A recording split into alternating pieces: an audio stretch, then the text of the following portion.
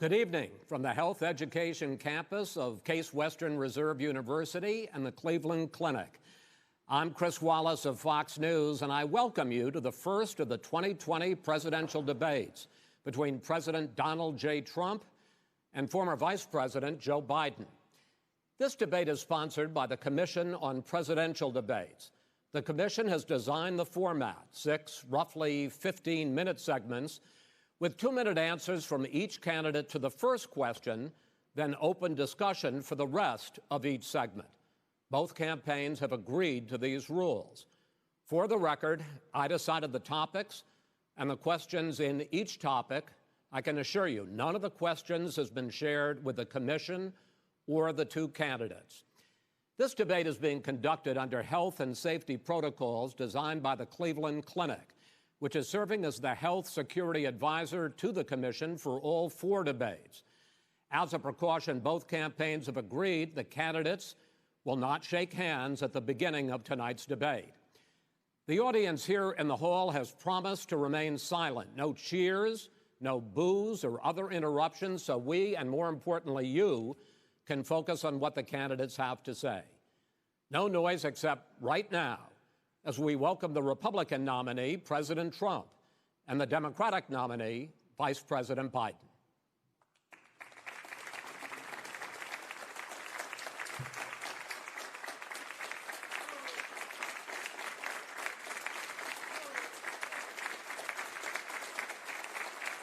How you doing, man? How are you? I'm well.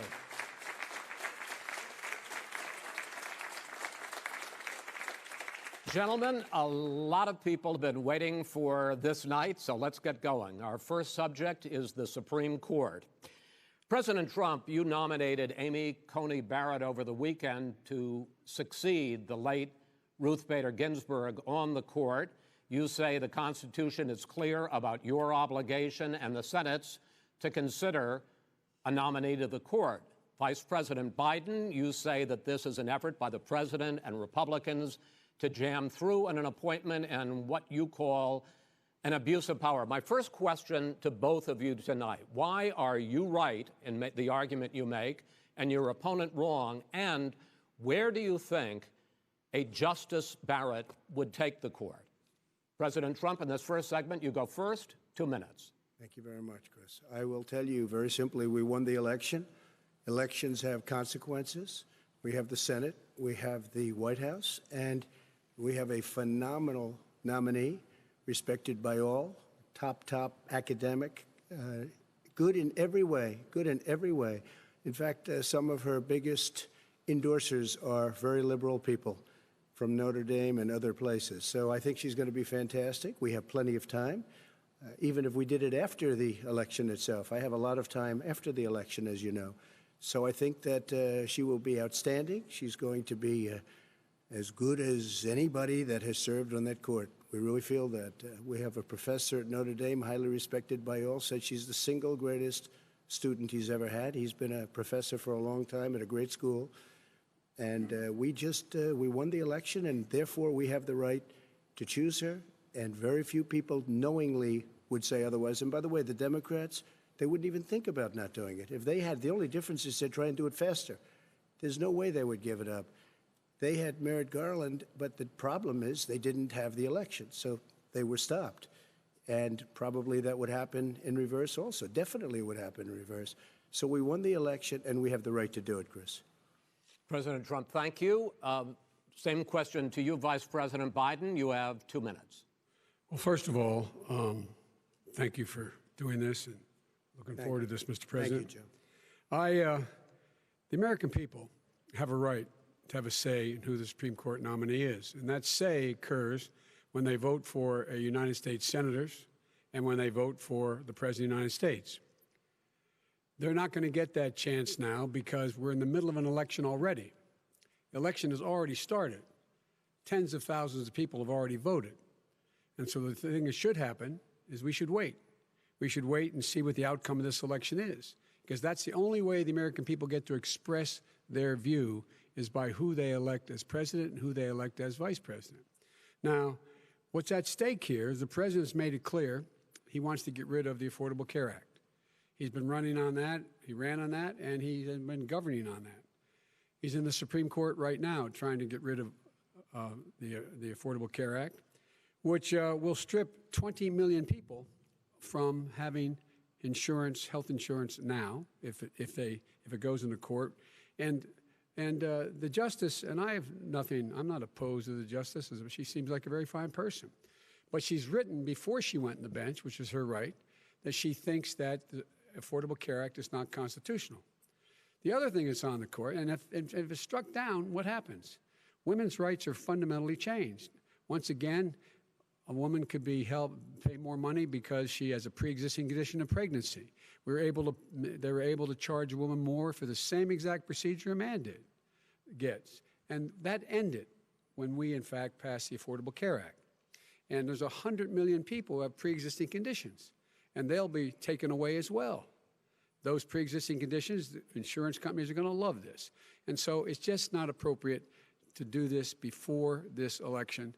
If he wins the election and the Senate is Democrat or Republican, then he goes forward. If not, we should wait until February. All right. There aren't 100 million people with pre-existing conditions. As far as a say is concerned, the people already had their say. Okay, Justice Ginsburg said very powerfully, very strongly, at some point, 10 years ago or so, she said a president and the Senate is elected for a period of time, but a president's elected for 4 years. We're not elected for 3 years. I'm not elected for 3 years. So we have the Senate, we have a president. He's elected to the next during election. that period of time, we have an opening. I'm not elected for 3 years. I'm elected for 4 years. And the 100 million people, Joe, the 100 million people is totally wrong. I don't know where you got that number. The bigger problem that you have is that you're going to extinguish 180 million people with their private health care that they're very That's happy with. That's simply not true. Well, you're certainly going to socialist. You're going to socialist medicine. We're now into, gentlemen, we're now into open discussion. Open discussion. Open discussion. Yes, I agree. Go ahead, Vice President. Number one, he knows that what I proposed. What I proposed is that we expand Obamacare and we increase it. We do not wipe any. And one of the big debates we had with 23 of my colleagues trying to win the nomination that I won were saying that Biden wanted to allow people to have private insurance still. They can. They do. They will under my proposal. It's not what you've said, But and it's not what your party has said. That is simply your party a lie. doesn't say it. Your party wants to go socialist medicine. My party is and me. socialist right healthcare. now, I am and the they're going to Democratic dominate Party. you, Joe. You know that. I am the Democratic Party right now. The platform of the Not according Democratic to Party Harris. is what I, in fact, approved of. What I approved of. Now, here's the deal. The deal is that it's going to wipe out pre-existing conditions. And by the way, the 200,000 people that have died on his watch, how many of those have survived? Well, there's 7 million people that contracted COVID. What does it mean for them going forward if you strike down the Affordable Care Act? Joe, you've had 308,000 military people dying because you couldn't provide them proper health care in the military. So don't tell me about this. I'm happy to talk about this. And if you were here, Look, it wouldn't be 200, it would be 2 million people because you were very late on the draw. You didn't want me to ban China, which was heavily infected. You didn't want me to ban all right, gentlemen, Europe, which was heavily infected. You would have been much later, Joe. Mr. President, much later. Mr. President. You're talking about 2 million people. You're not Mr. President, as the moderator, we are going to talk about COVID in the next segment, but go ahead. Let me finish. The point is that the president also is opposed to Roe v. Wade. That's on the ballot as well in the court. And so that's also at stake right now. And so the election is already You don't know it's begun. on the ballot. Why is it on the ballot? Because Why is it on the ballot? It's not on the ballot. It's on the ballot in the court. I don't think so. In the court. Well, there's nothing happening there. Donald, would you and just you don't be quiet know for a her minute? view on Roe v. Wade. You I don't know her view. Well, all right. Let's talk. We got a lot to unpack here, gentlemen. We got a lot of time. So on health care, and then we'll come back to Roe v. Wade. All right. Mr. President, the Supreme Court will hear a case a week after the election in which the Trump administration, along with 18 state attorneys general, are seeking to overturn Obamacare, to end Obamacare. You have spent the last... Because they want to give good health care. If I may ask my question, sir. Good health care. Over the last 4 years, you have promised to repeal and replace Obamacare, but you have never in these 4 years come up with a plan, a comprehensive plan Yes, to I have. replace Obamacare. Of course I have. Well, I got rid of the individual mandate. I'm going to give you an Excuse me. opportunity. I got rid of the individual mandate, which was a That big is not a chunk of comprehensive Obamacare. plan. That is absolutely a big thing. That was the I worst part of didn't ask, Obamacare. sir. Chris, You're that was the debating him, worst not part of me. Obamacare. Let me ask my question. Well, I'll ask Joe. The individual mandate was the most unpopular aspect of Obamacare. I got rid of it. I'd like you and to, we will protect Mr. people President, with I'm the pre-existing moderator of this conditions. debate, and I would like you to let me ask my question, and then you can answer your ahead. question. You, in the course of these 4 years, have never come up with a comprehensive plan to replace Obamacare, and just this last Thursday, you signed a largely symbolic executive order to protect people with pre-existing conditions 5 days before this debate. So my question, sir, is what is the Trump health care plan? Fine. Well, first of all, I guess I'm debating you, not him, but that's okay. I'm not surprised. Let me just tell you something, that there's nothing symbolic. I'm cutting drug prices. I'm going with favored nations, which no president has the courage to do because you're going against Big Pharma. Drug prices will be coming down 80 or 90%. You could have done it during your 47-year period in government, but you didn't do it. Nobody's done it. So we're cutting health care. All of the things that we've done, insulin. I give you an example, insulin. It was destroying families, destroying people. The cost, I'm getting it for so cheap. It's like water, you want to know the truth. So cheap. Take a look at all of the drugs what we're doing, prescription drug prices. We're going to allow our governors now to go to other countries to buy drugs because they pay just a tiny fraction. As I say, this is open discussion. No, let me but ask this you is about, big. This you'll is be happy, big stuff. Sir, you'll be happy. I'm about to pick up on one of your points to ask the Vice President, which is he points out that you would like to add a public option to Obamacare. And Yes. the argument that he makes and other Republicans make is that that is going to end private insurance. It is and not. Well, if I can ask you the question, it will Not end. what your party says, by the way. It will end private insurance and create a government takeover of health care. It does not. It's only for those people who are so poor they qualify for Medicaid. They can get that free in most states, except governors who want to deny people who are poor Medicaid. Anyone who qualifies for Medicare Medicaid would automatically be enrolled in the public option. The vast majority of the American people would still not be in that option, number one. Joe, you agreed with Bernie Sanders, who's far left, on the manifesto, we call it, and that gives you socialized medicine. Look, hey, Are you saying I'm not you going to didn't listen agree? to him. The fact of the matter is, I beat Bernie Sanders. Not by much. I beat him a whole hell of a lot. I'm here much. standing facing you, old buddy. Pocahontas would have left Well, 2 days I tell early. you, You would have lost every primary. All he knows how to on do Super is hurt. Tuesday. You got Look, very lucky. here's the deal. I got very lucky. I'm going to get very lucky tonight as well.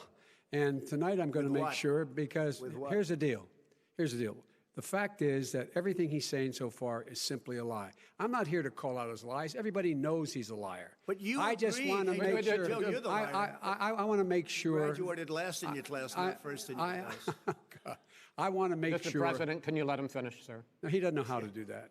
He has, You'd be surprised. You pick You'd be surprised. the Go ahead, wrong Joe. guy, Talk, the wrong talk, night Joe. at the wrong time. Listen, you agreed with Here's the Bernie deal. Sanders to the The manifesto. whole idea. Let Now you're him. disavowing it. There is no manifesto, number Please one. let him speak, Mr. Number President. two. You just lost the left. Number two. You just lost the left. You agreed with Bernie Sanders on a plan Folks, that's absolutely folks, agreed do you have to, any and under that idea plan, what you have this clown's socialized, doing? They call it Mr. Do you Medicare. have any President. do? Socialized medicine. Mr. Well, I President, tell you what, he is not for any help for people needing health care. Because he, in fact, already has cost 10 million people their health care that they had from their employers because of his recession. Number one. Number two, there are 20 million people getting health care through Obamacare now that he wants to take it away. He won't ever look you in the eye and say that's what he wants to do. Take it away. No, I want to give them better health care at a much lower price because and by Obamacare the way, he doesn't is know no how. good. He doesn't know how I've to do already that. fixed it. He has never I've offered already a plan. fixed it to an extent. He has never done a as single you might thing. know, but probably don't. Gentlemen, you realize if you're both speaking at the It's no same good, time, and it's too expensive. let the President. Go ahead, sir. Obamacare is no good. We made it better, and I had a choice to make very early on. We took away the individual mandate. We guarantee pre-existing conditions, but took away the individual mandate. Listen, this is the way it is. And that destroyed They shouldn't even call it Obamacare. Then I had a choice to make. Do I let my people run it really well or badly? If I run it badly, they'll probably blame him, but they'll blame me. But more importantly, I want to help people, okay? I said, you got to run it so well. And I just had a meeting with them. They said, the problem is no matter how well you run Obamacare, it's a disaster. It's too expensive, premiums are too high, and it doesn't work. So we do want to get rid of it. Chris, we want to get rid of it. I understand it, sir, but I have to give you roughly equal time. Please let the Vice President talk. Good. He has no plan for health care. Of course we do. He sends out wishful thinking. He has executive orders that have no power. He hasn't lowered drug costs for anybody. He's been promising a health care plan since he got elected. He has none, like almost everything else he talks about. He does not have a plan. He doesn't have a plan. And the fact is, this man doesn't know what he's talking about. All right. I have one final question for you, sure. Mr. Vice President. If Senate Republicans, we were talking originally about the Supreme Court here, if Senate Republicans go ahead and confirm Justice Barrett, there has been talk about ending the filibuster or even packing the court, adding to the 9 justices there. You call this a distraction by the president, but in fact it wasn't brought up by the president. It was brought up by some of your Democratic colleagues in the Congress. So my question to you is, you have refused in the past to talk about it. Are you willing to tell the American people tonight whether or not you will support either ending the filibuster or packing the court? Whatever position I take in that, that'll become the issue. The issue is the American people should speak. You should go out and vote. You're in voting now. Vote and let your senators know how strongly you feel. Vote now. Are you going to pack the Make court? sure you, in fact, let people know you're a senator. I'm not going to answer the question. Why would you answer that because question? the question is, radical left. Will you shut up, man? Listen, who is on your list, Joe? Who's on your list? Right. Gentlemen, I think this we've is ended so this. He's going to pack the court. We have not going to give a list. We have ended this segment. We're going to move on to the second segment. That was really a productive segment, wasn't it? Keep yapping, man. The people understand, Joe. They sure 47 years you've done nothing. They understand. All right. The second subject is COVID-19, which is an awfully serious subject, so let's try to be serious about it. We have had more than 7 million cases of coronavirus in the United States, and more than 200,000 people have died. Even after we produce a vaccine, experts say that it could be months or even years before we come back to anything approaching normal. My question for both of you is, based on what you have said and done so far and what you have said you would do starting in 2021, why should the American people trust you more than your opponent to deal with this public health crisis going forward? In this case, the question goes to you first, sir. 2 minutes uninterrupted. Good luck. 200,000 dead. As you said, over 7 million infected in the United States. We, in fact, have 4% of the world's population, 20% of the deaths. 40,000 people a day are contracting COVID. In addition to that, about between 750 and 1,000 people a day are dying. When he was presented with that number, he said, it is what it is. Well, it is what it is because you are who you are. That's why it is. The president has no plan. He hasn't laid out anything. He knew all the way back in February how serious this crisis was. He knew it was a deadly disease. What did he do? He's on tape as acknowledging he knew it. He said he didn't tell us or give people a warning of it because he didn't want to panic the American people. You don't panic. He panicked. In addition to that, what did he do? He went in and we were insisting that the Chinese, the people we had on the ground in China should be able to go to Wuhan and determine for themselves how dangerous this was. He did not even ask Xi to do that. He told us what a great job Xi was doing. He said we owe him a debt of gratitude for being so transparent with us. And what did he do then? He then did nothing. He waited and waited and waited. He still doesn't have a plan. I laid out back in March exactly what we should be doing. And I laid out again in July what we should be doing. We should be providing all the protective gear possible. We should be providing the money the House has passed in order to be able to go out and get people the help they need to keep their businesses open schools. It costs a lot of money. You should get out of your bunker and get out of the sand trap and get in your golf course and go in the Oval Office and bring together the Democrats and Republicans and fund what needs to be done now to save lives. So if we would have listened to you... You have 2 minutes, sir. If we would have listened to you, the country would have been left wide open. Millions of people would have died, not 200,000, and one person is too much. It's China's fault. It should have never happened. They stopped it from going in, but it was China's fault. And by the way, when you talk about numbers, you don't know how many people died in China. You don't know how many people died in Russia. You don't know how many people died in India. They don't exactly give you a straight count, just so you understand. But if you look at what we've done, I closed it, and you said he's xenophobic. He's a racist, and he's xenophobic because you didn't think I should have closed our country. Wait a minute. It says 2 minutes. You didn't think we should have closed our country because you thought it was terrible. You wouldn't have closed it for another 2 months.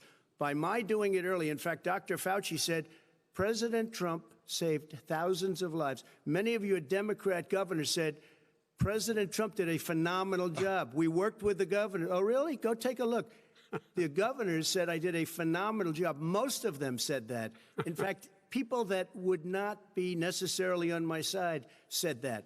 President Trump did a phenomenal job. We did. We got the gowns. We got the masks. We made the ventilators. You wouldn't have made ventilators. And now we're weeks away from a vaccine. We're doing therapeutics already. Fewer people are dying when they get sick. Far fewer people are dying. We've done a great job. The only thing I haven't done a good job, and that's because of the fake news. No matter what you say to them, they give you bad press on it. It's just fake news. They give you good press. They give me bad press because that's the way it is, unfortunately. But let me just tell you something. I don't care. I've gotten used to it. But I'll tell you, Joe, you could never have done the job that we did. You don't have it in your blood. You could have never done that job. I know how to do the job. I know how to get the job Well, you didn't do very well in swine flu.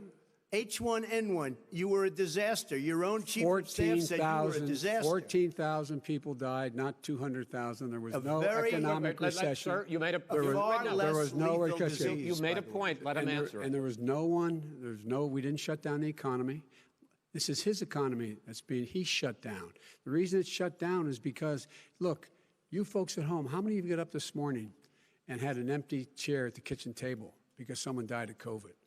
How many of you were in a situation where you lost your mom or dad and you couldn't even speak to them? You had a nurse holding a phone up so you could, in fact, say goodbye. You would have lost far more people. Far more people. And, you would have been and by the way, his own CDC director says we could lose as many as another 200,000 people between now and the end of the year. And he held up. He said, if we just wear a mask, we can save half those numbers. Just a mask. And by the way, in terms of the whole notion of a vaccine, we're for a vaccine, but I don't trust him at all, nor do you. I know you don't. What we trust is a scientist. You don't trust Dr. Fauci. Johnson, Pfizer? Okay, by the way, gentlemen, let me move on to questions about the future, because you both have touched on two of the questions I'm going to ask. Focusing on the future first, President Trump, you have repeatedly either contradicted or been at odds with some of your government's own top scientists. The week before last, the head of the Centers for Disease Control, Dr. Redfield, said it would be summer before the vaccine would become generally available to the public. You said that he was confused and mistaken. Those were your two words. Yeah. But Dr. Slaoui, the head of your Operation Warp Speed, has said exactly the same thing. Are they both wrong? Well, I've spoken to the companies, and we can have it a lot sooner. It's a very political thing because people like this would rather make it political than save lives. God. It is a very political thing. I've spoken to Pfizer. I've spoken to all of the people that you have to speak to. We have great Moderna, Johnson & Johnson, and others. They can go faster than that by a lot. Become very political because the left, or I don't know if I call them left, I don't know what I call them. So you're suggesting that the head of your Operation Warp Speed, Dr. Slaoui? I disagree with him. Yeah, no, I disagree with both of them. And he didn't say that. He said it could be there, but it could also be much sooner. I had him in my office 2 days ago. He talked about the summer, sir, before it's generally available. Just like he said it's a possibility that we'll have the answer before November 1st. It could also be after that. When it's generally available. Well, we're going to deliver it right away. We have the military all set up. Logistically, they're all set up. We have our military that delivers soldiers, and they can do 200,000 a day, they're going to be This delivering is the the same vaccine. man It's who all told set you up.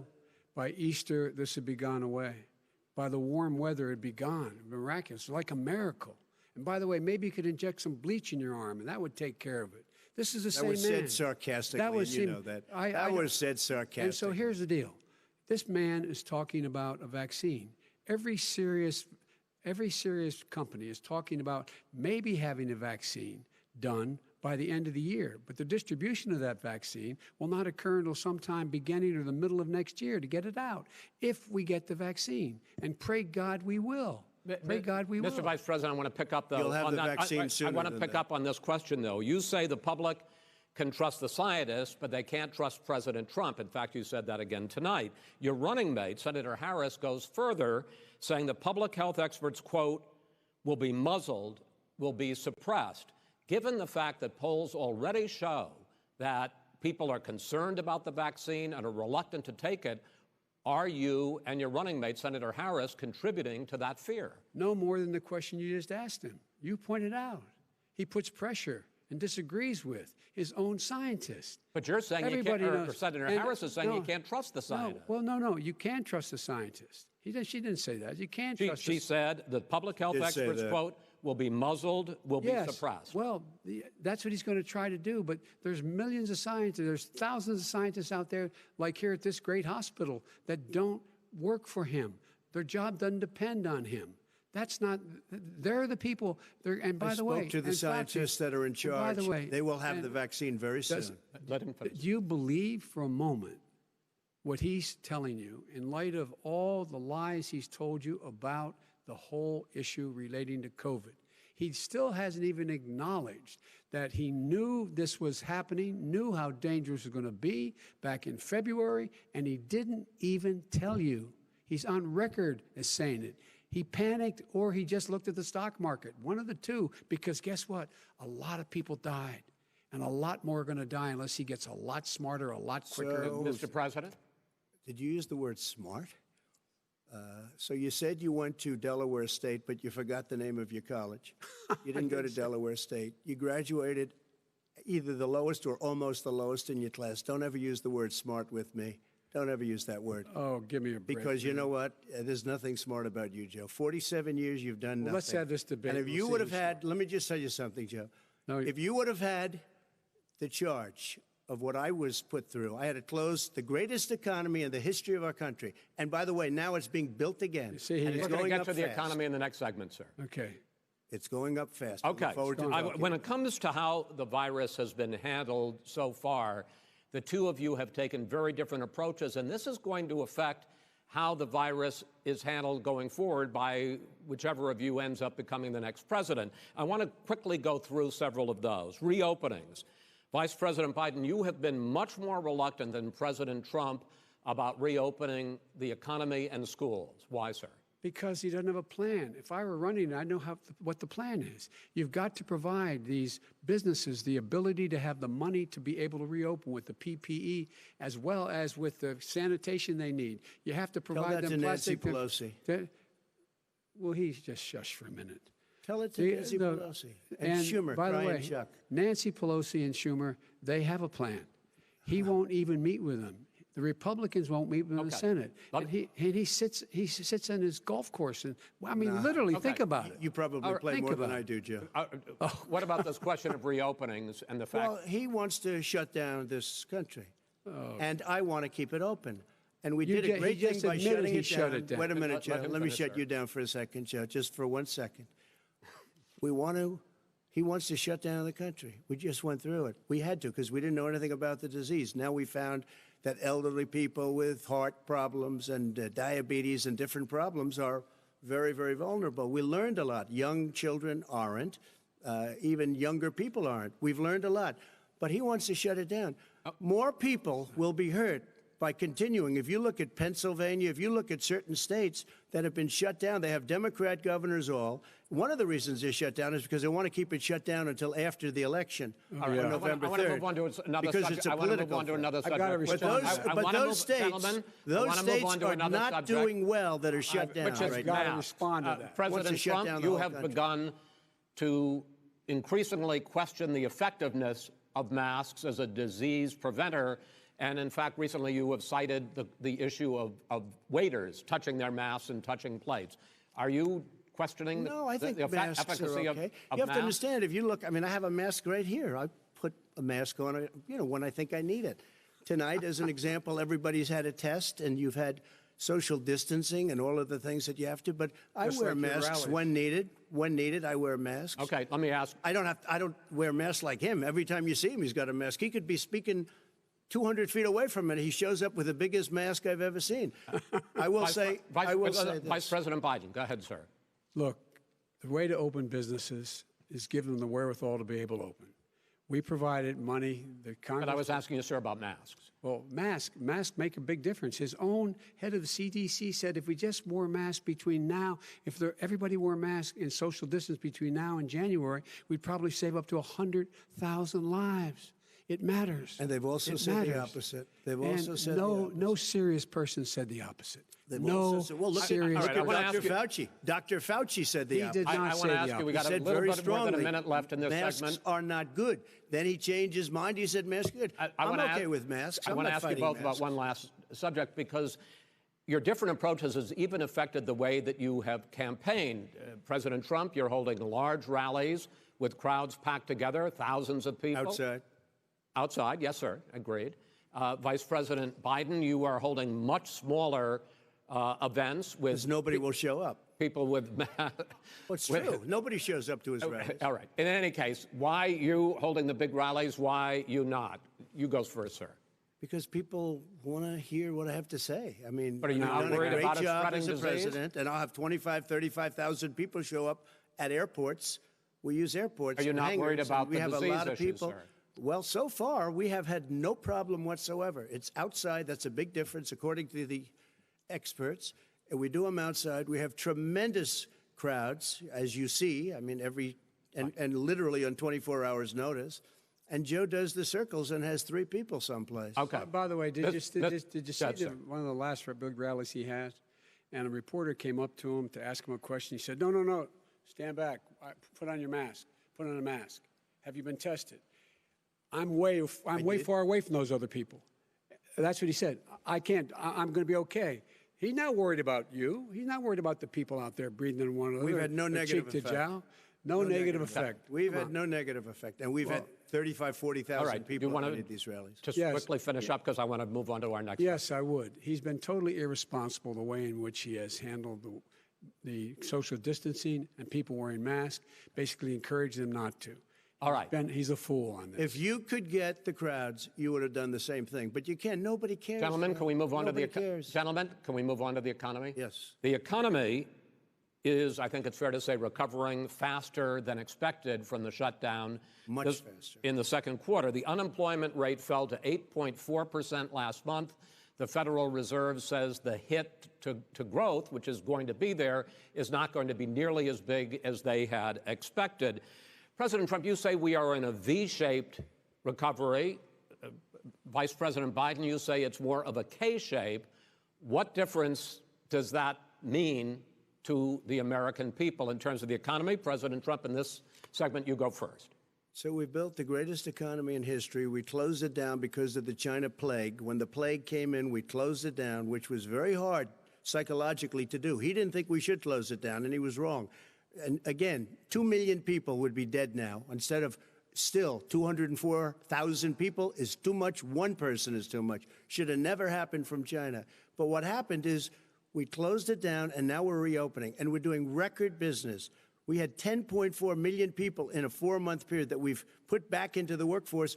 That's a record the likes of which nobody's ever seen before. And he wants to close down he will shut it down again. He will destroy this country. You know, a lot of people, between drugs and alcohol and depression, when you start shutting it down, you take a look at what's happening at some of your Democrat-run states where they have these tough shutdowns. And I'm telling you, it's because they don't want to open it. One of them came out last week. You saw that. Oh, we're going to open up on November 9th. Why November 9th? Because it's after the election. They think they're hurting us by keeping them closed. They're hurting people. People know what to do. They can social distance. They can wash their hands. They can wear masks. They can do whatever they want. But they got to open these states up. When you look at North Carolina, when you look, and these governors are under siege, Pennsylvania, Michigan, and a couple of others, you got to open these states up. It's not fair. You're talking about almost, it's like being in prison. And you look at what's going on with divorce, look at what's going on with alcoholism and drugs. It's a very, very sad thing. And he'll close down the whole country. This guy will close down the whole country and destroy our country. Our country is coming back incredibly well, setting records as it does it. We don't need somebody to come in and say, let's shut it down. All right. Your 2 minutes, sir. We're now moved to you.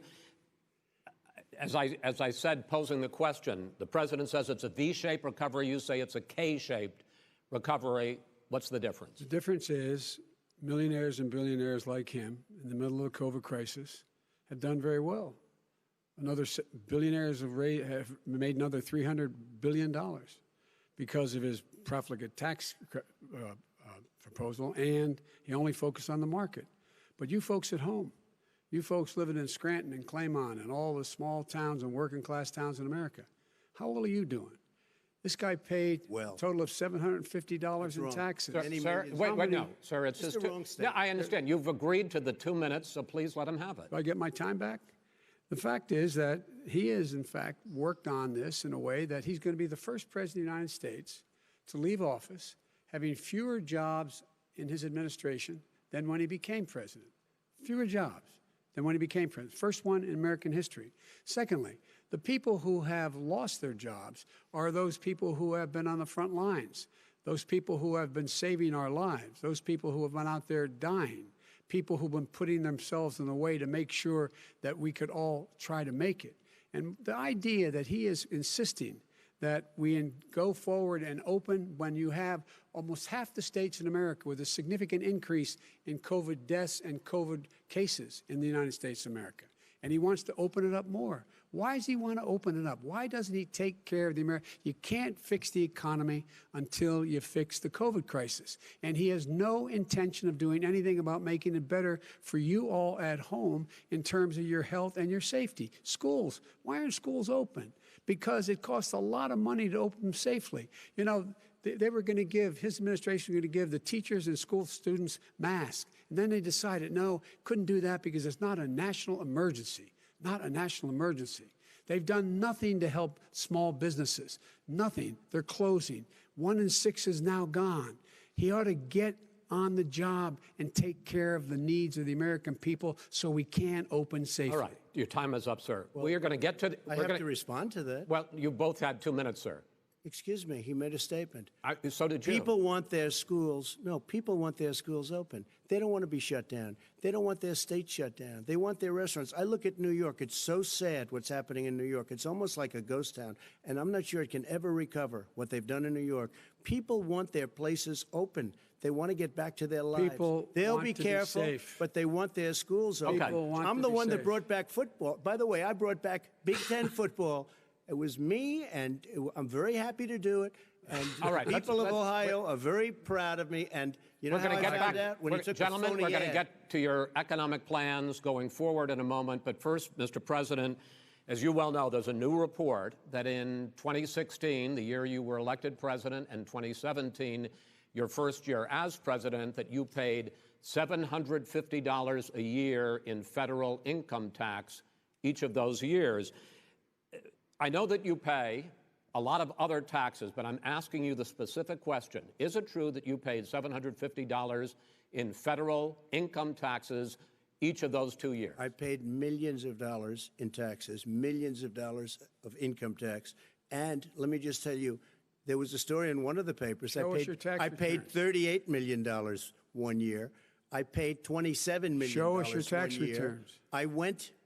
you'll see it as soon as it's finished. You'll see it. You know, if you want to go to the Board of Elections. There's a 118-page or so report that says everything I have, every bank I have, I'm totally under-leveraged because the assets are extremely good, and we have a very, I built a great company. I'm asking you a specific question, which is... But let me tell you... I understand all of that. I understand all of that. But no, Mr. President. Go ahead. I'm asking you a question. Will you tell us how much you paid in federal income taxes in 2016 and 2017? Millions of dollars. You paid millions of dollars? Millions of dollars, So yes. not $750? Millions of dollars, and you'll get to see it. And you'll get to see it. But let me just tell you... Chris, let me just tell you something, that it was the tax laws. I don't want to pay tax. Before I came here, I was a private developer. I was a private business people. Like every other private person, unless they're stupid, they go through the laws, and that's what it is. He passed a tax bill that gave us all these privileges for depreciation and for tax credits. We build a building and we get tax credits, like the hotel on Pennsylvania Avenue. You get a massive, which, by the way, was given to me by the Obama administration, if you can believe that. Now, the man got fired right after that happened. But Vice President Biden, you want to respond? Yeah, I do want to respond. Look, the tax code that made him, put him in a position that he pays less tax than a school teacher on the money a school teacher makes, is because of him he says he's smart because he can take advantage of the tax code. And he does take advantage of the tax code. That's why I'm going to eliminate the Trump tax cuts. And I'm going to eliminate those tax cuts and make sure that we invest in the people who, in fact, need the help. People out there need help. But why didn't you do it over the last 25 years? Because you weren't president. Because you weren't president screwing things up. You were a senator. And You're by the way, worst president America has ever had. Hey, Come Joe, on. let me just tell you, Joe, I've done more in 47 months. I've done more than you've done in 47 years, Joe. We've done things that you never even thought of doing, including fixing the broken military that you gave me, including taking care of your vets. Mr. President, we're talking about the economy. I'd like to ask you about your plans going forward, because, Mr. Vice President, your economic plan, if you were to be elected president, focuses a lot on big government, big taxes, big spending. I want to focus first on the taxes. You propose more than $4 trillion over a decade in new taxes on individuals making more than $400,000 a year and on corporations. President Trump says that that kind of an increase in taxes is going to hurt the economy as it's just coming out of a recession. Well, just take a look at what the analysis done by Wall Street firms points out that my economic plan would create 7 million more jobs than his in 4 years, number one. And number two, it would create an additional $1 trillion in economic growth, because it would be about buying American. That we're going to make this federal government spend $600 billion a year on everything from ships to steel to buildings and the like. And under my proposal, we're going to make sure that every penny of that has to be made by a company. But respectfully, sir, I'm talking about taxes, not spending. By the way, I'm going to eliminate a significant number of the tax. I'm going to make the corporate tax 28%. It shouldn't be 21%. You have 91 companies, in the Fortune 500, who don't pay a single penny in tax, making billions of dollars. Why didn't you do it before when you were vice president with Obama? Because you, in fact, passed that. That was your tax proposal. I got it done. And you know what happened? Yeah, you got it done. Our economy boomed like it's never boomed the economy is busted. Mr. President, let me pick up on that. You would continue your free market approach, lower taxes, more deregulation, correct? Not lower taxes for the American people. Excuse me. But in Obama's, you talk about the economy booming, it turns out that in Obama's final 3 years as president, more jobs were created, 1.5 million more jobs than in the first 3 years of your presidency. They had the slowest recovery economic recovery since 1929. It was the slowest recovery. Also, they took over something that was down here. All you had to do is turn on the lights and you pick up a lot. But they had the slowest economic recovery since 1929. Let me tell you about the stock market. When the stock market goes up, that means jobs. It also means 401ks. If you got in, if you ever became president with your ideas, you want to terminate my taxes, I'll tell you what, you'll lose half of the companies that have poured in here will leave, and plenty of companies that are already here, they'll leave for other places. They will leave, and you will have a depression, the likes of which you've never seen. Look, we inherited the worst recession short of a depression in American history. I was asked to bring it back. We were able to have an economic recovery that created the jobs you're talking about. We handed him a booming economy. He blew it. It wasn't booming. Blew it. He blew it. It wasn't booming. It was the weakest recovery since 1929. Is it fair to say he blew it when fact, when there was record low unemployment before COVID? Yeah, but because what he did, even before COVID, manufacturing went in the hole. Manufacturing went in a hole. Excuse number me, one. Chris. Wait. Number two. Chris. Number three. They said it would take. No, you were number two. No. Chris. They said it would This take guy a or miracle to bring back manufacturing. I brought back 700,000 jobs. They brought back nothing. They gave up on manufacturing. We Part did of not my agree. standard fare. I'm the guy He that brought totally back gave the up on automobile manufacturing. industry. All right, let him. We brought back, I was asked to bring back Chrysler and General Motors. We brought them back right here in the state of Ohio and Michigan. He blew it. They're gone. He blew it. And in fact, they're going. Ohio had the best year it's ever had last year. Michigan had the best year they've ever had. That is not Many true. car companies came in from Germany, from Japan, went to Michigan, went to Ohio. They're not having And it. they didn't come in with you. Mr. Vice President, go ahead. And so you take a look at what he's actually done. He's done very little. His trade deals are the same way. He talks about these great trade deals. You know, he talks about the art of the deal. China's perfected the art of the steal. We have a higher deficit with China now than we did before. We have the highest trade deficit China with ate Mexico. your lunch, down All right, gentlemen, 18%. China ate your lunch, Joe. And no wonder your son goes in and he takes out billions of dollars, to manage. He makes millions of dollars. And also, Simply while we're not at it, true. why is it, just out of curiosity, the mayor of Moscow's wife gave your son $3.5 million. What did he do to deserve it? What did he do with Burisma None of to that deserve $183,000? None You've of asked that your is question, true. let him answer. None of that is true. It's Oh, really? been He didn't totally get No, $3.5 hey, million? Mr. President, It's Mr. totally- President, please. totally ask the question. discredited. Totally discredited. And by the way, Well, wait, he didn't get No, no. $3.5 million, Joe? Mr. Vice, He got Mr. $3.5 President, million. that is not true. Oh, Here's- really? Mr. Oh. President, But, Mr. it's an open discussion, please. Now, It's a fact. Well, There's- it you is have not a raised an fact. issue. Let the been Vice totally President answer. discredited. Did There was a Burisma pay him report. $183,000 a month with no experience in energy? Mr. Look, President, no job. My son did nothing wrong at Burisma. I think he and did. Mr. The only President, guy that let did him some- answer. He doesn't want to let me answer because he knows I have the truth. His position has been totally, thoroughly discredited. who? And The Ukraine. media? By everybody. Well, by the media, by our because they refuse to allies, by talk the about it World because they're Bank, embarrassed. by everyone has discredited. Matter of fact, Mr. even the people President, who please stop. testified under oath. So let me under ask you oath, this, under- Joe. under No, oath. go ahead, Mr. I'm listening to Even you. the people under. He got $3.5 million from testified- Moscow. He testified under oath, and his administration said, "I did my job and I did it very well. Oh, I really? did it I'd like to honorably." know who they are. Well, I'll give you the list I'll of the fire people who them. testified. No, go ahead, sir. Sure, you've already fired most of them because they did a Some good because job. some people don't well, do a good here's job. With you, Go they ahead. say- You get here's the wait a deal. minute. You get the final word, Mr. Well, it's hard to get any word in with this clown. Excuse me, this. Hey, this let me just person. say, No. Mr. President. $3.5 Mr. million, President, Joe. That is simply. Why did not he true. deserve $3.5 million It from did- Moscow? Look, here's the deal. We want to talk about families and ethics. I don't want to do that.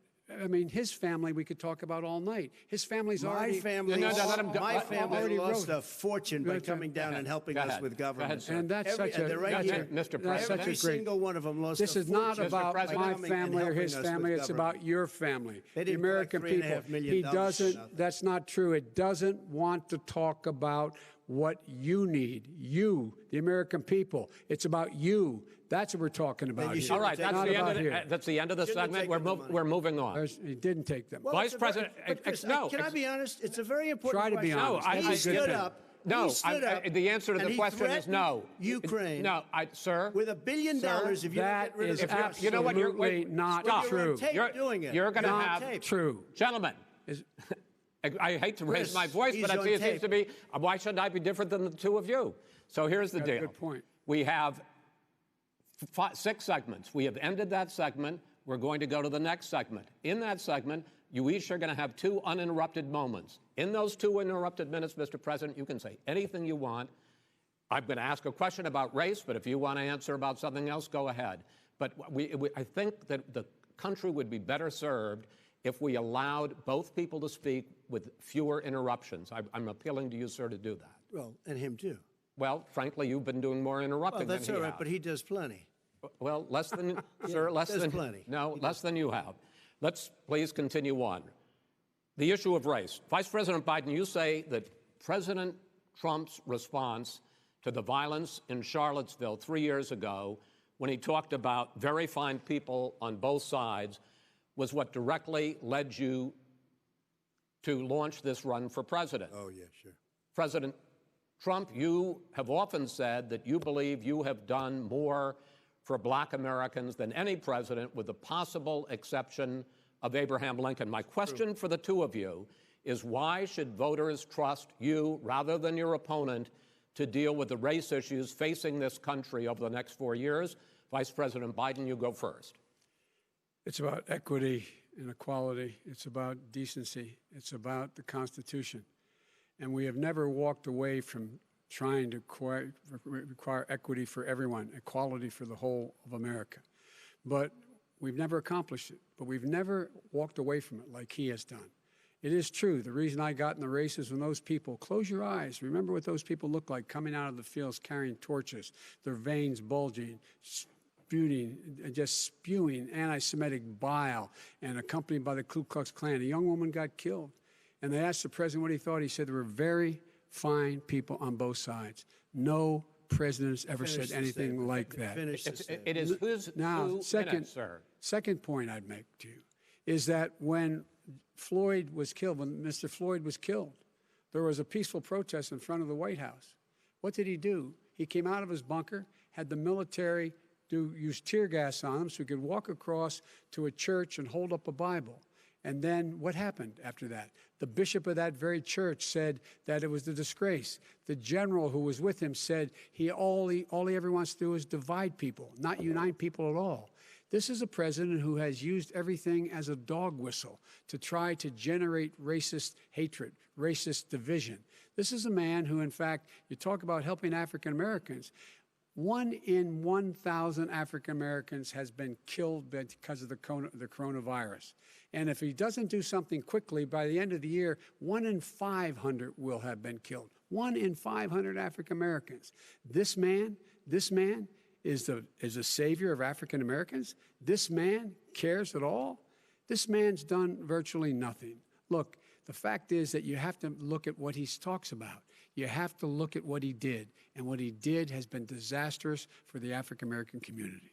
So, President Trump, you have 2 minutes. Why should Americans trust you over your opponent to deal with racism? he did a crime bill, 1994, where you call them super predators, African Americans, the super predators, and they've never forgotten it. They've never forgotten it, Joe. No, sir, it's his 2 minutes. So you did that, and they call you a super predator, and I'm letting people out of jail now that you have treated the African American population community, you have treated the black community about as bad as anybody in this country. You did the 1990, and that's why, if you look at the polls, I'm doing better than any Republican has done in a long time, because they saw what you did. You call them super predators, and you've called them worse than that, because you look back at your testimony over the years, you've called them a lot worse than that. As far as the church is concerned, and as far as the generals are concerned, we just got the support of 250 military leaders and generals, total support. Law enforcement, almost every law enforcement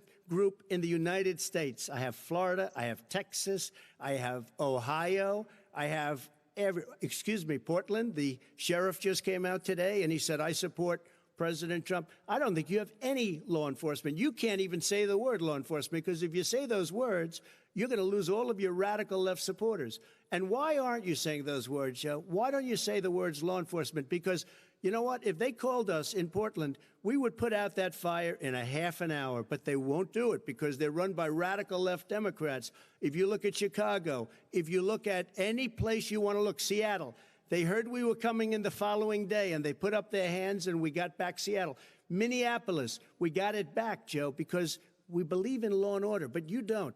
The top 10 cities and just about the top 40 cities are run by Democrats and, in many cases, radical left. And they've got you wrapped around their finger, Joe, to a point where you don't want to say anything about law and order. And I'll tell you what, the people of this country want and demand law and order, and you're afraid to even say it. All right. I want to return to the question of race. Vice President Biden, after the grand jury in the Breonna Taylor case decided not to charge any of the police with homicide, you said it raises the question, quote, whether justice could be equally applied in America. Do you believe that there is a separate but unequal system of justice for blacks in this country? Yes, there is. There's systemic injustice in this country, in education and work and in law enforcement and the way in which it's enforced. But look, the vast majority of police officers are good, decent, honorable men and women. They risk their lives every day to take care of us. But there are some bad apples. And when they occur, when they find them, they have to be sorted out. They have to be held accountable. They have to be held accountable. And what I'm going to do as President of the United States is call together an entire group of people at the White House, well, everything from the civil rights groups to the police officers, the police chiefs, and we're going to work this out. We're going to work this out so we change the way in which we have more transparency in when these things happen. These cops aren't happy to see what happened to George Floyd. These cops aren't happy to see what happened to Breonna Taylor. Most don't like it. But we have to have a system where people are held accountable. And by the way, violence in response is never appropriate. Never appropriate. Peaceful protest is. Violence is never appropriate. All right. What is peaceful protest? When they run through the middle of a town and burn down your stores and kill people all over the place, and you say peaceful protest? President Trump, no, it's I'm not not, asking. but you say it is. President Trump, I'd like to continue with the issue of race. I promise we're going to get to the issue of law and order in a moment. Fine. This month, your administration directed federal agencies to end racial sensitivity training that addresses white privilege or critical race theory. Why did you decide to do that, to end racial sensitivity training? And do you believe that there is systemic racism in this country, sir?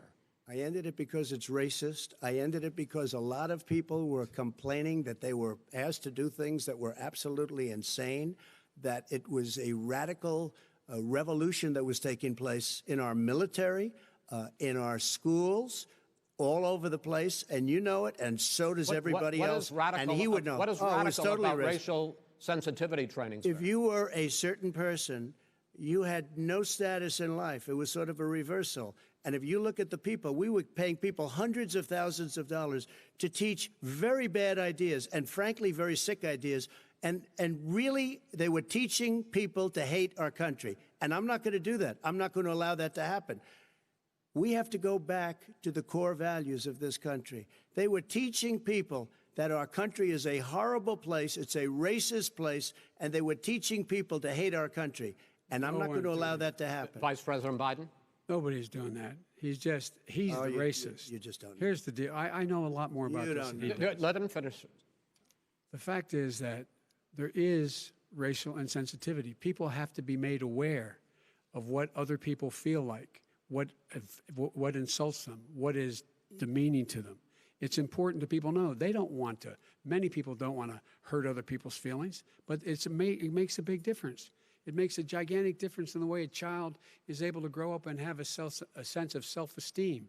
It's a little bit like how this guy and his friends look down on so many people. They look down their nose on people like Irish Catholics like me and grew up in Scranton. They look down on people who don't have money. They look down on people who are of a different faith. They look down on people who are a different color. In fact, we're all Americans. The only way we're going to bring this country together is bring everybody together. There's nothing we cannot do if we do it together. We can take this on and we can defeat racism in America.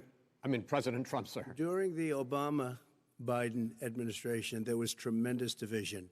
There was hatred. You look at Ferguson, you go to many places. Look at Oakland. Look what happened in Oakland. Look what happened in Baltimore. Look what happened.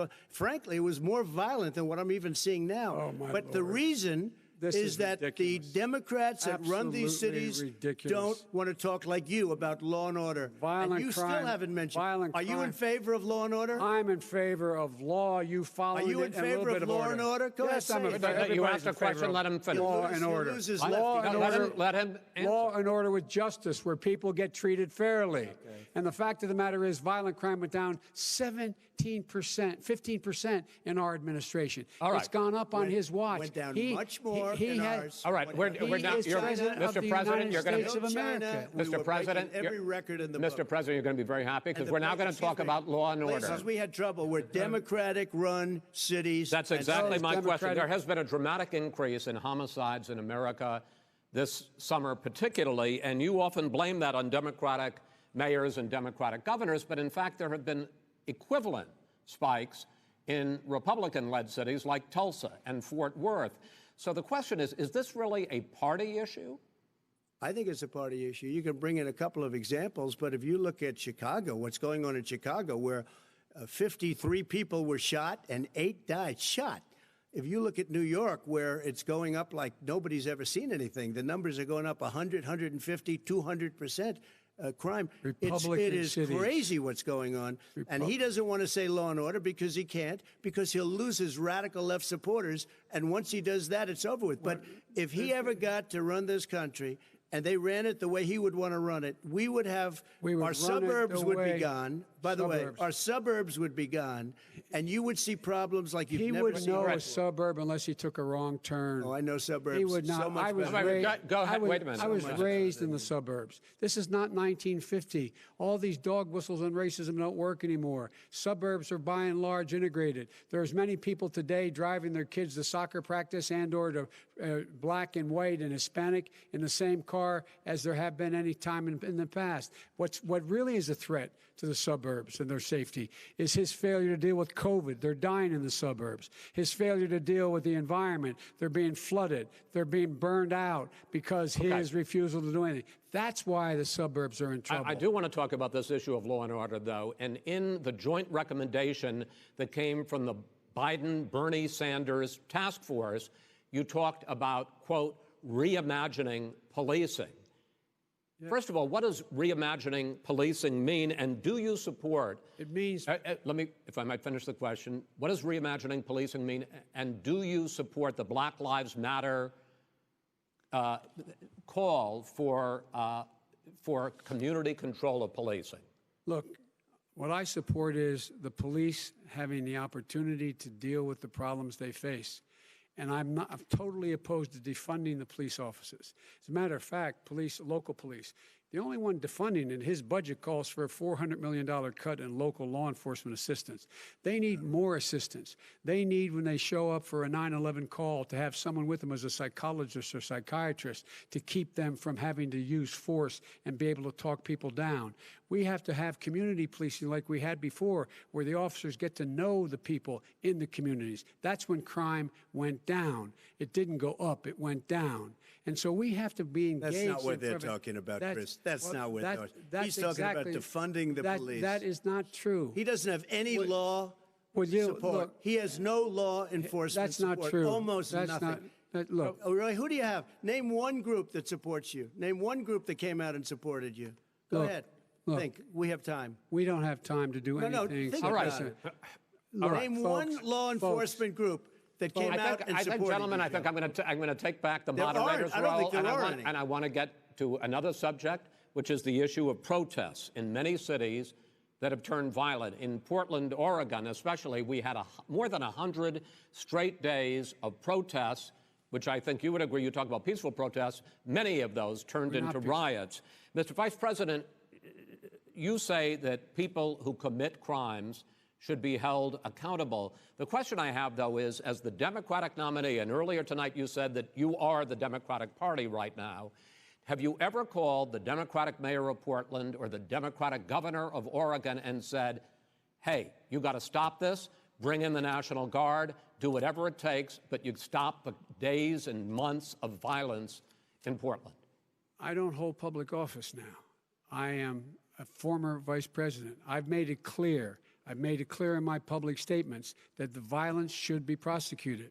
It should be prosecuted, and anyone who commits it but should you've never called for the people, the leader. Excuse me, sir.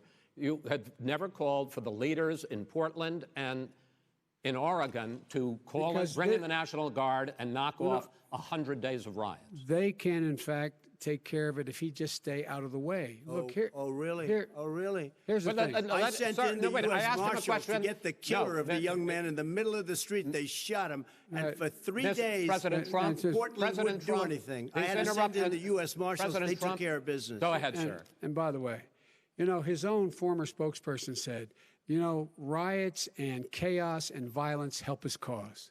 That's what this is all about. I don't know who said that. I do. Who? I think Kellyanne Conway. I don't think she said that. She said that. And so here's the point. Go ahead, the point is that That's what he is, keeps trying to rile everything up. He doesn't want to calm things down. Instead of going in and talking to people and saying, let's get everybody together, figure out how to deal with this. What's he do? He just pours gasoline in the fire constantly, and every single solitary time. And to end this, button up this segment, I'm going to give you a minute to answer, sir. You have repeatedly criticized. I have to answer his statement. No, you have His repeatedly. statement. Wait, you have just 1 No, second. you've been talking back made and a forth. statement. I'm asking you. I would love to end it. Sir. I would love to end it. and You know, we if would you want to very- switch seats, we would very quickly. We could do that, but I'd I'm send in the National Guard. It would be over. There'd be no problem. Okay, but they good. don't want to accept the National Guard. You have repeatedly criticized the vice president for not specifically calling out Antifa and other left-wing That's right. extremist groups. But are you willing tonight to condemn white supremacists and militia groups and to say that they need to stand down and not add to the violence in a number of these cities, as we saw in Kenosha and as we've seen in Portland? Sure, Are you I'm willing prepared to do that, specifically but do it? Well, I go would ahead, say, sir. I would say almost everything I see is from the left wing, not from the right wing. So what are you saying? I'm willing to do anything. I want to see Well, peace. then do it, sir. Say it. Do it. Say it. Do you want to call him? What do you want to call him? Give me a name. Give me a White name. Go ahead. supremacists and Who would white you like me to condemn? White Proud Boys. supremacists and right-wing Proud militia. Boys, stand back and stand by. But I'll tell you what. Somebody's got to do something about Antifa and the left, because this is not a right-wing problem. His This own is a left-wing. FBI director This said is a the threat left-wing of problem. white Go ahead, sir. supremacists. Antifa's an idea, not an organization. Oh, you gotta be not kidding. militia. That's what Oh, really? his It's an idea.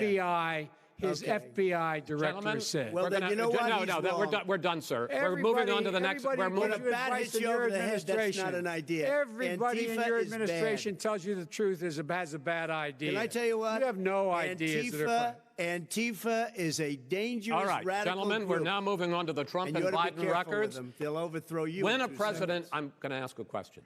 When the president seeks a second term, it is generally a referendum on his record. But Vice President Biden, you like to quote one of your dad's sayings, which is, don't compare me to the almighty, compare me to the alternative. And in this case, sir, you are the alternative. Looking at both of your records, I'm going to ask each of you, why should voters elect you president over your opponent? In this segment, President Trump, you go first, 2 minutes. Because there has never been an administration or president who has done more than I've done in a period of 3.5 years. And that's despite the impeachment hoax. And you saw what happened today with Hillary Clinton, where it was a whole big con job. But despite going through all of these things, where I had to fight both flanks and behind me and above, there has never been an administration that's done what I've done. The greatest, before COVID came in, the greatest economy in history, lowest unemployment numbers. Everything was good. Everything was going. And by the way, there was unity going to happen. People were calling me for the first time in years. They were calling and they were saying, it's time maybe. And then what happened? We got hit, but now we're building it back up again. A rebuilding of the military, including Space Force and all of the other things. A fixing of the VA, which was a mess under him. 308,000 people died because they didn't have proper health care. It was a mess. And we now got a 91% approval rating at the VA, our vets. We take care of our vets. But we've rebuilt our military. The job that we've done, and I'll tell you something, some people say maybe the most important. By the end of the first term, I'll have approximately 300 federal judges and Court of Appeals judges, 300, and hopefully 3 great Supreme Court justices. That is a record, the likes of which very few people, and you know one of the reasons I'll have so many judges? Because President Obama and him left me 128 judges to fill. When you leave office, you don't leave any judges. That's like, you just don't do that. They left 128 openings, and if I were a member of his party, because they have a little different philosophy, I'd say if you left us 128 openings, you can't be a good president, you can't be a good vice president. But I want to thank you because it gives us almost, it'll probably be above that number by the end of this term. 300 judges, it's a record. Looking at both your records, why should voters elect you president as opposed to President Trump? You have 2 minutes uninterrupted. Under this president, we become weaker, sicker, poorer, more divided, and more violent. When I was vice president, We inherited a recession. I was asked to fix it. I did. We left him a booming economy, and he caused a recession. With regard to being weaker, the fact is that I've gone head-to-head with Putin and made it clear to him we're not going to take any of his stuff.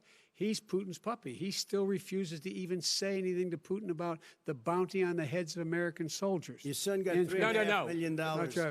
And by the way, my son... Wait a minute. Mr. President, your campaign agreed to both sides would get 2-minute answers uninterrupted. Well, your side agreed to it, and why don't you observe what your campaign agreed to as a ground rule, okay, sir? He never keeps his word. Because Can you add back no, I'm not asking. That was a rhetorical question. Can you Go add ahead, back sir. 30 seconds? Yeah, yes, Okay. you may have. All right.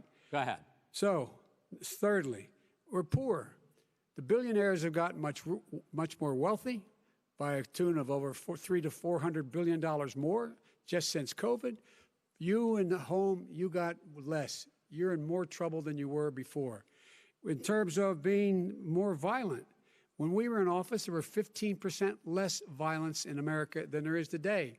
He's president of the United States. It's on his watch. And with regard to more divided, the nation can't stay divided. We can't be this way. And speaking of my son, the way you talk about the military, the way you talk about them being losers and being and just being suckers. My son was in Iraq. He spent a year there.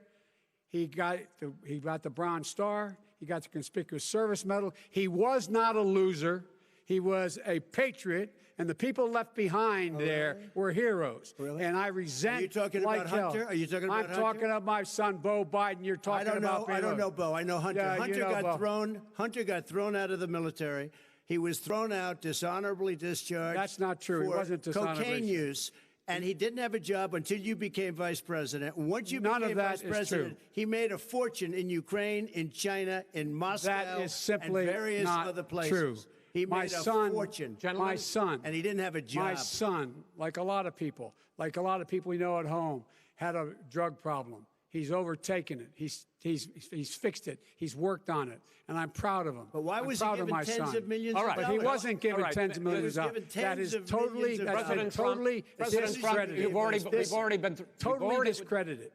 We've already been through this. I think the American people would rather hear about more substantial subjects. Well, you know, as the moderator, sir, I'm going to make a judgment call here. Gets $3.5 million from the mayor of Moscow. Let's talk about not true. Gentlemen, that report is totally discredited. Mitt Romney on that committee said it wasn't worth taxpayers' money, that report. It was written for political reasons. You know, I'd like to talk about climate change. So would I. Okay. The forest fires in the West are raging now. They have burned millions of acres. They have displaced hundreds of thousands of people. When state officials there blame the fires on climate change, Mr. President, you said, I don't think the science knows. Over your 4 years, you have pulled the U.S. out of the Paris Climate Accord. You have rolled back a number of Obama environmental records. What do you believe about the science of climate change? And what will you do in the next 4 years to confront it? I want crystal clean water and air. I want beautiful, clean air. We have now the lowest carbon. If you look at our numbers right now, we are doing phenomenally. But I haven't destroyed our businesses. Our businesses aren't put out of commission. If you look at the Paris Accord, it was a disaster from our standpoint. And people are actually very happy about what's going on because our businesses are doing well. As far as the fires are concerned, you need forest management in addition to everything else.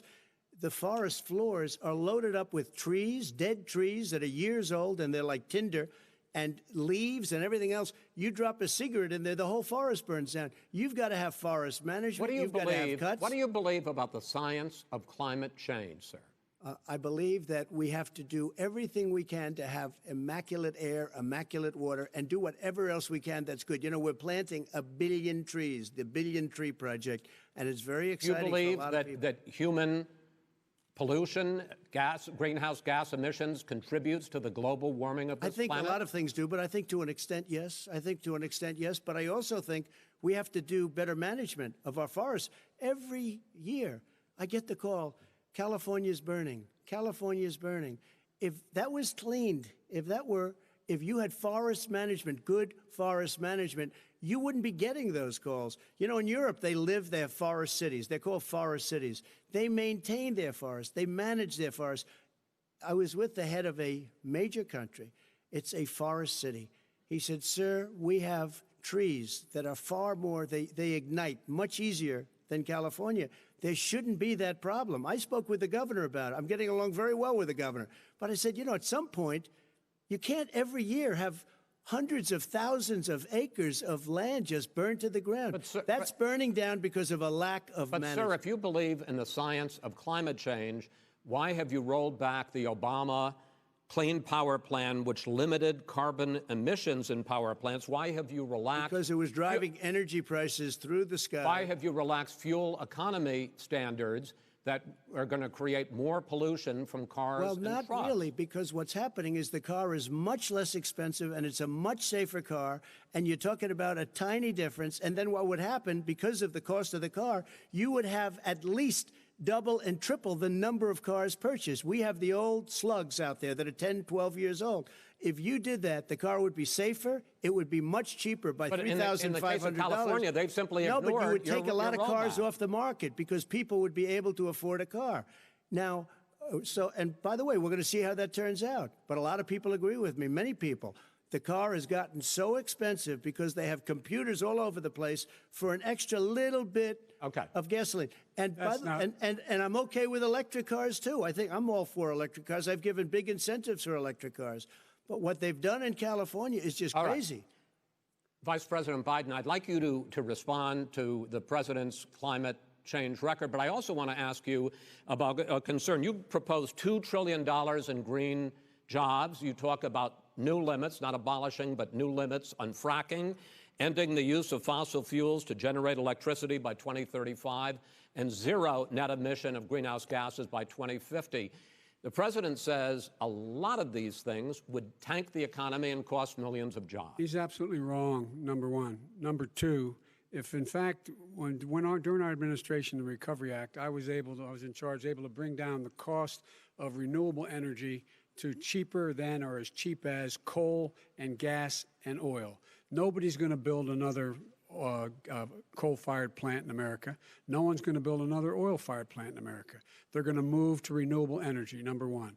Number two, we're going to make sure that we are able to take the federal fleet and turn it into a fleet that's run on their electric vehicles. Making sure that we can do that, we're going to put 500,000 charging stations in all of the highways that we're going to be building in the future. We're going to build an economy that, in fact, is going to provide for the ability of us to take 4 million buildings and make sure that they, in fact, are weatherized in a way that, in fact, they'll emit significantly less gas and oil because the heat will not be going out.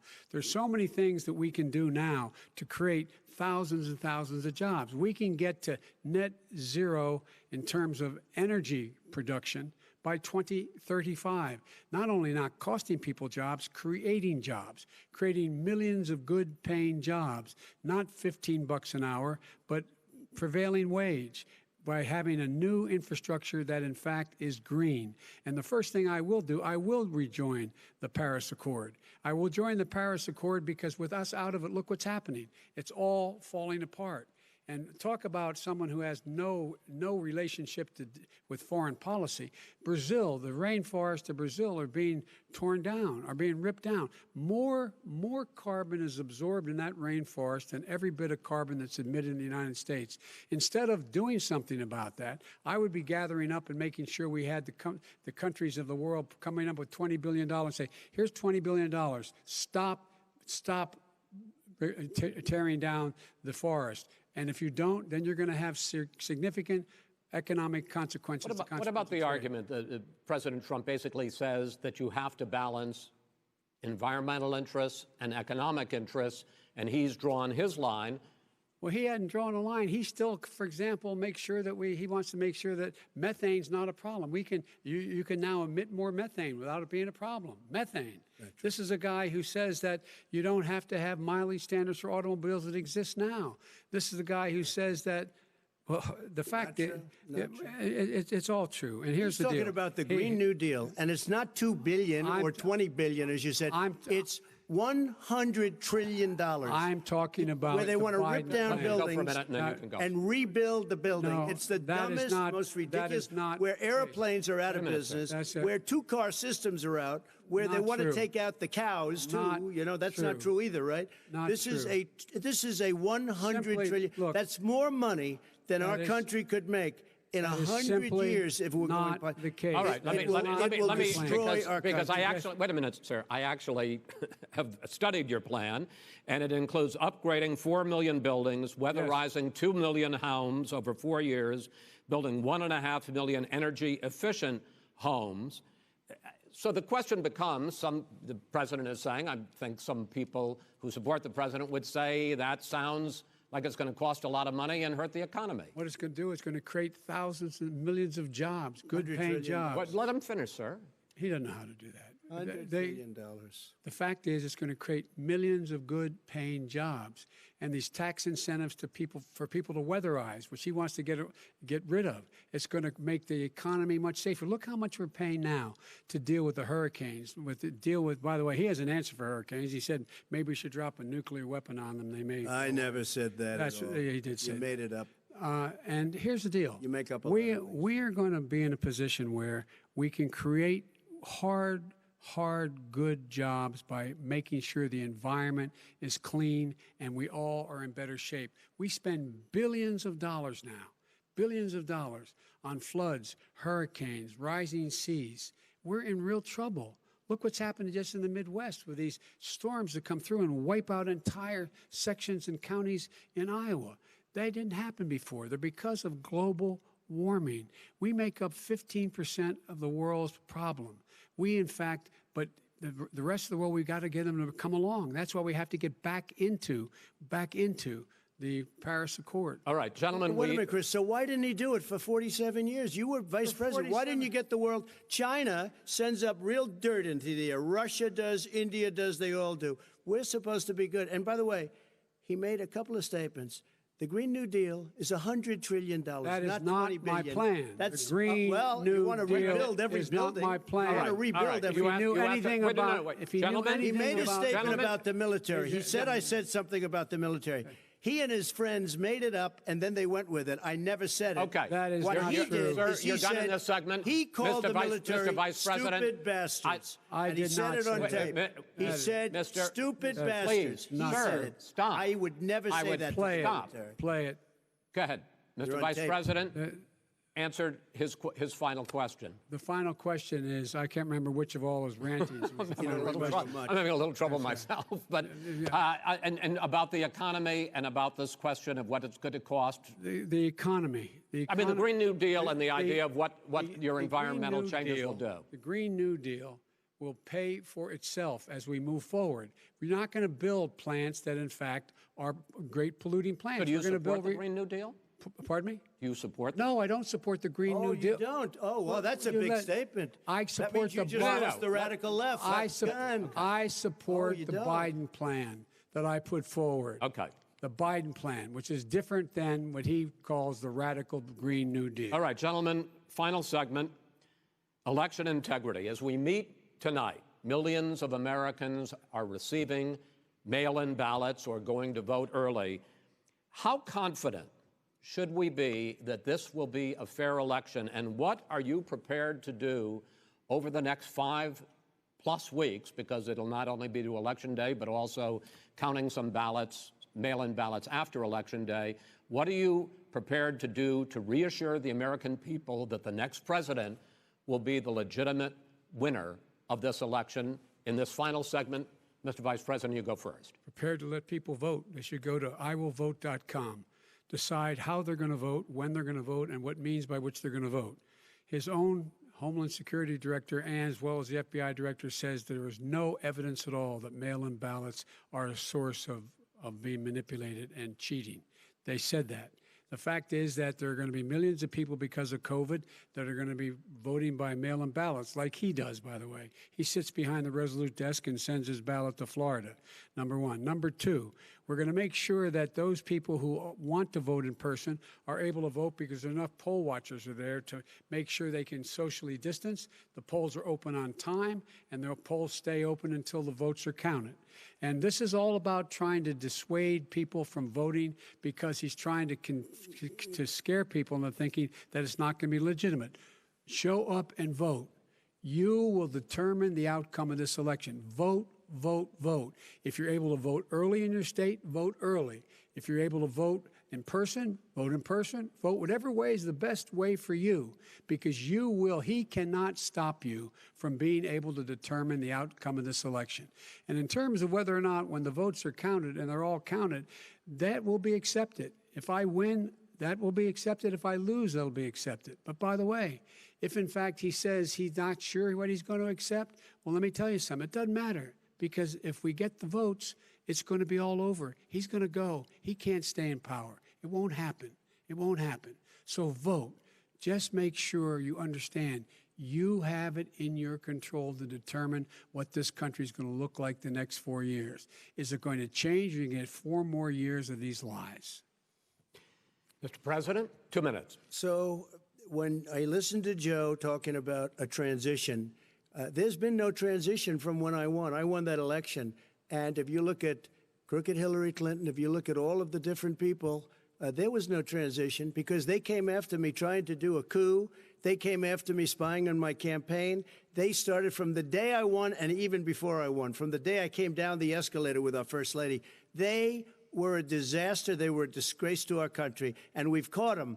We've caught them all. We've got it all on tape. We've caught them all. And by the way, you gave the idea for the Logan Act against General Flynn. You better take a look at that, because we caught you in a sense. And President Obama was sitting in the office. He knew about it, too. So don't tell me about a free transition. As far as the ballots are concerned, it's a disaster.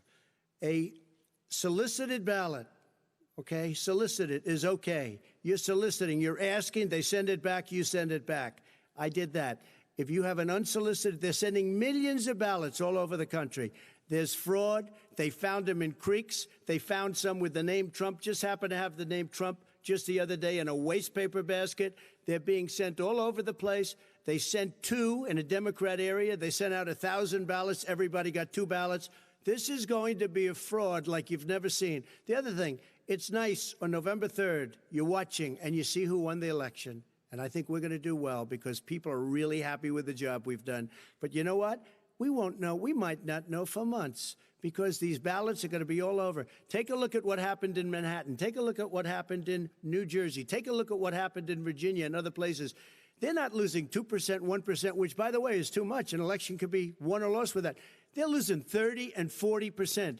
It's a fraud, and it's a shame. And can you imagine where they say you have to have your ballot in by November 10th? November 10th. That means that's 7 days after the election, in theory, should have been announced. Okay. We have major states with that, sir, all run by 2 Democrats. 2 minutes is 2 minutes. All run by Democrats. It's President Trump, it's a rigged election. You're going to be able to continue.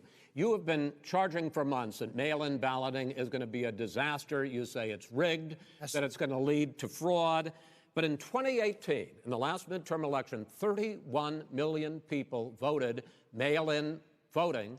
That was a quarter, more than a quarter, of all the voters that year cast their ballots by mail. Now that millions of mail-in ballots have gone out, what are you going to do about it? And are you counting on the Supreme Court, including a Justice Barrett, to settle any dispute? Yeah, I think I'm counting on them to look at the ballots, definitely. I hope we don't need them in terms of the election itself.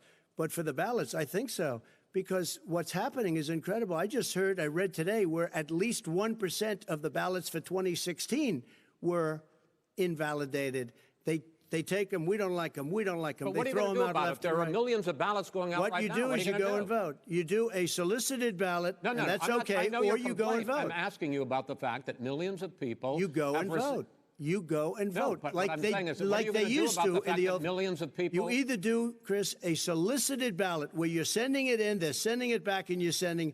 They have mailmen with lots of it. Did you see what's going on? Take a look at West Virginia. Mailmen selling the ballots. They're being sold. They're being dumped in rivers.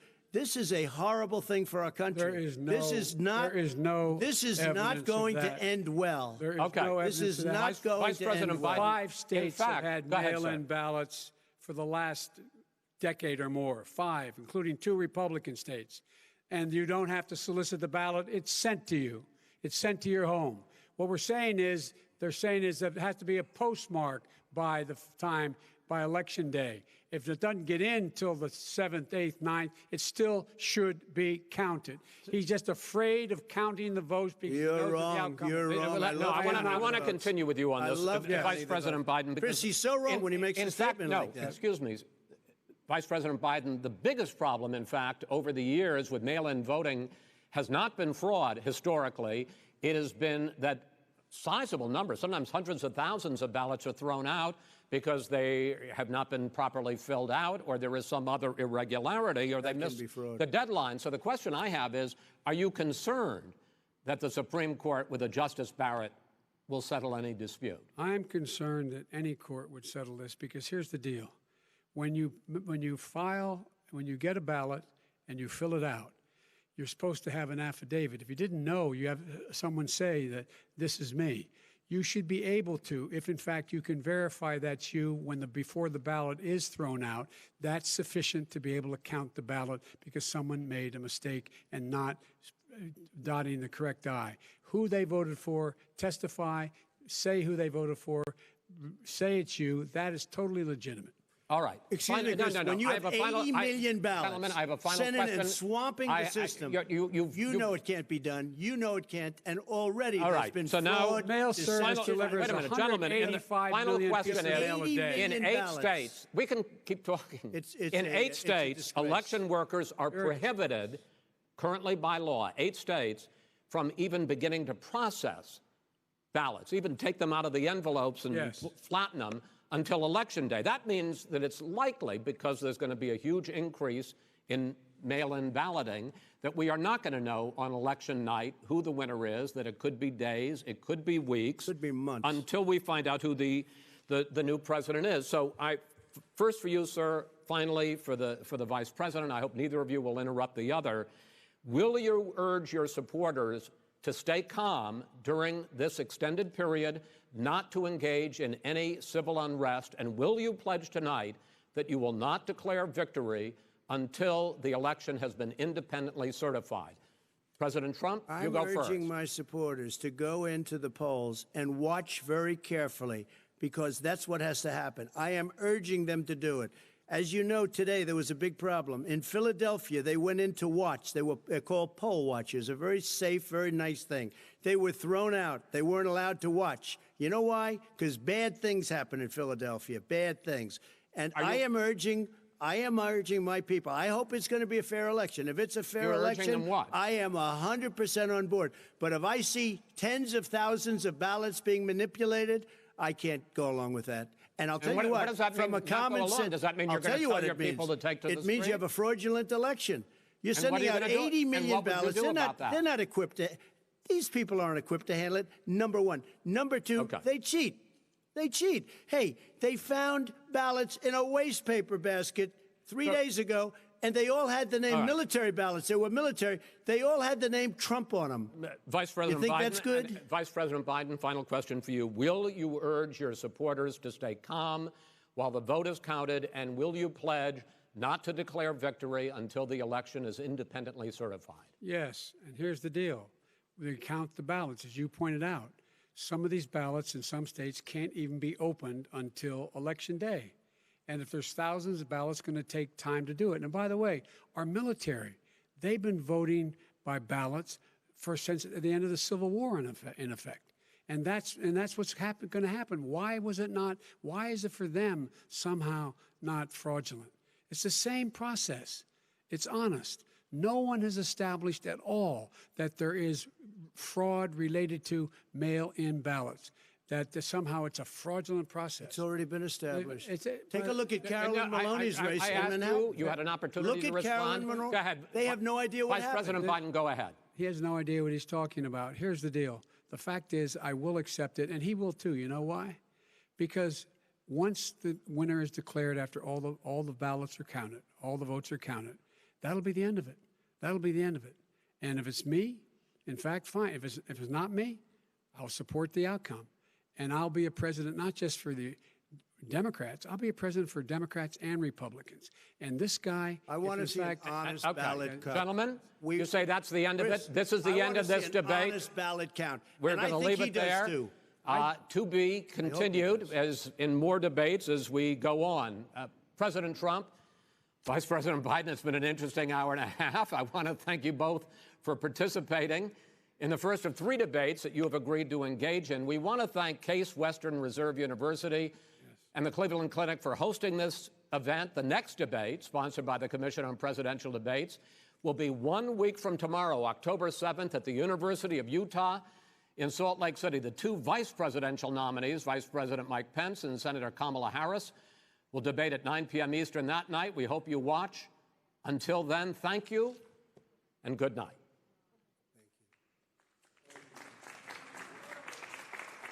Thank you.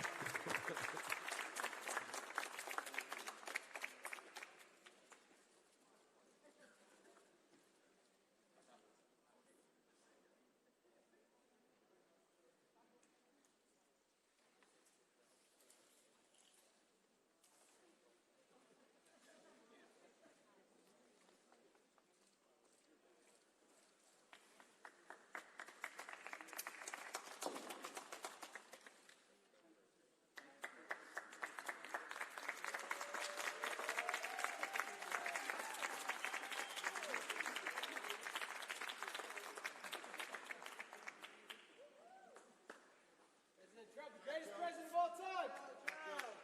We love you, Trump.